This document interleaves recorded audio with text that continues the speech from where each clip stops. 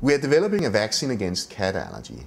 Cat allergy is a very important disease.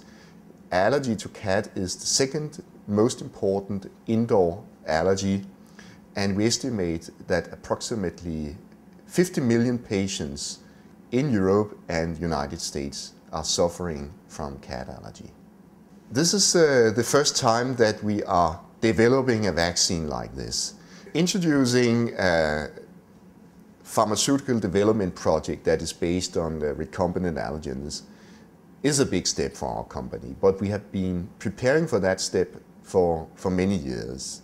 Essentially, when you are starting such a project, you need to know exactly which allergens to include in a vaccine and which gene sequences that are the most optimal ones for making the allergens.